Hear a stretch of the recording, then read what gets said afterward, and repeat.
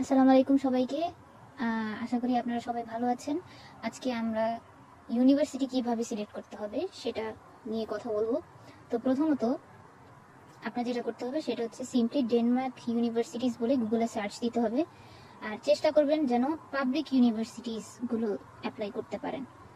আর public ইউনিভার্সিটির কিছু list আমি হচ্ছে কি এখানে দিয়ে দিচ্ছি। এগুলোতেই সাধারণত ইন্টারন্যাশনাল স্টুডেন্টসরা আসে।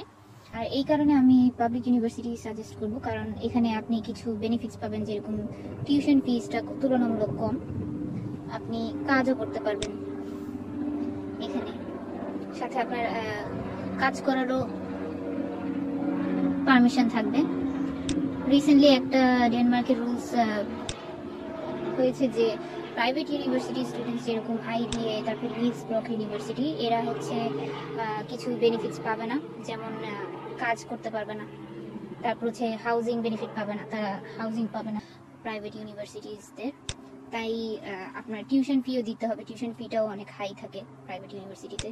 তো ওভারঅল সব দিক দিয়ে হচ্ছে গিয়ে প্রাইভেট ইউনিভার্সিটিতে একটু মানে আসাটা অনেক এক্সপেন্সিভ হয়ে যাবে।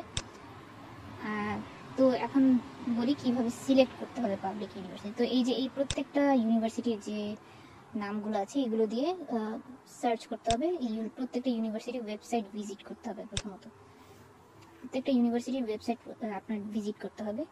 গিয়ে প্রথমে দেখবেন যে কি কি ইনটেক অ্যাভেলেবেল। এখন আপনি যে ইনটেকে যেতে চাচ্ছেন সেই ইনটেকটা অ্যাভেলেবেল আছে কিনা। সাধারণত দুইটা ইনটেক হয়ে থাকে, ফেব্রুয়ারি ইনটেক আর সেপ্টেম্বর ইনটেক। যেটাতে আপনার জন্য সুটেবল, যেটা সিলেক্ট করবেন সেই অনুসারে আপনি রিকোয়ারমেন্টস দেখবেন। তো আপনার ইনটেক সিলেক্ট হয়ে গেলে আপনি হচ্ছে ডেডলাইনটা দেখবেন। সাধারণত প্রত্যেকটা ইনটেকের 6 মাস আগে ডেডলাইন হয়ে থাকে। অ্যাপ্লিকেশন ডেডলাইন দেখে সেই সময় আগে আপনার সব কিছু ডকুমেন্টস রেডি করে অ্যাপ্লাই করতে হবে। তো ইনটেক দেখার পরে দেখবেন যে আইএলটিএস স্কোরটা আপনার আছে কিনা। আপনি আশা করতেছি যে আমি ধরে নিচ্ছি যে আপনি আইএলটিএস অলরেডি দিয়ে দিয়েছেন, তারপরে হচ্ছে গিয়ে রিকোয়ারমেন্টস দেখছেন। আর যদি না দিয়ে থাকেন তাহলে পরীক্ষা দিতে হবে। সাধারণত অন অ্যাভারেজ আইএলটিএস স্কোর 6.5 থেকে 7 থাকলে হয়ে যায়। আর প্রত্যেকটা কম্পোনেন্টসে মিনিমাম 6 থাকতে হয়। তো আপনার রিকোয়ারমেন্টসগুলো দেখবেন, যদি রিকোয়ারমেন্টসগুলো তে আপনার আইএলটিএস স্কোর 6.5 বা 7 এটা যদি ম্যাচ হয়ে যায় তাহলে তো ঠিকই হলো। আর যদি আইএলটিএস স্কোর না ম্যাচ হয় তাহলে আপনার যেটা করতে হবে, তাহলে আপনার সেই অনুসারে এক্সাম দিয়ে তারপর আইএলটিএস নিতে হবে। তারপর দেখবেন হচ্ছে কোর্স রিকোয়ারমেন্টসগুলো কি ফুলফিল করছে কিনা। আমি এইভাবে দেখে থাকি যে কোর্স রিকোয়ারমেন্টসগুলো ইসিটিএসগুলো ম্যাচ করছে কিনা, আপনার ব্যাচেলার্স ডিগ্রির সাথে যে কোর্সগুলো আছে ওগুলো কি ম্যাচ করতেছে কিনা। যদি ম্যাচ হয়ে থাকে তাহলে এই সাবজেক্টে আপনি অ্যাপ্লাই করতে পারবেন। আর না হলে হচ্ছে আপনার অন্য ইউনিভার্সিটির ওয়েবসাইট দেখতে হবে যেটাতে প্রোগ্রাম আর কোর্স রিকোয়ারমেন্টস হচ্ছে ফুলফিল মানে ম্যাচ হবে। আর হচ্ছে কিছু কিছু কোর্সে এরকম আছে যে সাপ্লিমেন্টারি কোর্স অফার করে, যদি একটা কোর্স না থাকে তাহলে সেইটার বদলে অন্য একটা কোর্স অফার করে থাকে, ওটার জন্য আলাদা ফিও দিয়ে থাকতে হয়। তো সেই অনুসারে দেখবেন, দেখে করবেন অ্যাপ্লাই।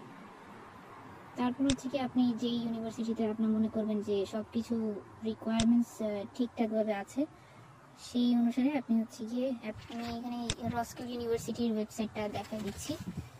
এখানে আমি একটা এক্সাম্পল দিচ্ছি যে রিকোয়ারমেন্টসগুলো এখানে আইএলটিএস স্কোর, এখানে একটা এক্সাম্পল দিয়ে দিচ্ছি। আচ্ছা, তো এই প্রসেসটা প্রত্যেকটা ওয়েবসাইটে হচ্ছে গিয়ে দেখবেন, দেখে একটা পেপারে নোট করতে থাকবেন যে আপনার রিকোয়ারমেন্টস অফ আইএলটিএস হচ্ছে এত, কোর্স রিকোয়ারমেন্ট এত, টিউশন ফি এত, ইনটেক এত, এই ইনটেক। তারপর হচ্ছে গিয়ে এখানে লোকেশনটাও দেখবেন, কোপেনহেগেনে হইলে সবচেয়ে ভালো হয়, এখানে জব অপরচুনিটিস অনেক থাকে। তারপর হচ্ছে এটার সব রিকোয়ারমেন্টস দেখে তারপর সুবিধা দেখে সেই অনুসারে আপনি হচ্ছে গিয়ে ডকুমেন্টস রেডি করবেন। করার পরে আপনি হচ্ছে অ্যাপ্লাই করতে পারবেন। আপাতত এইভাবেই আপনার ইউনিভার্সিটি সিলেক্ট করতে হবে। তো বাকি প্রসেসটি কিভাবে করতে হয় সেটা দেখার জন্য আপনি এই চ্যানেলের সাথেই থাকুন। ধন্যবাদ।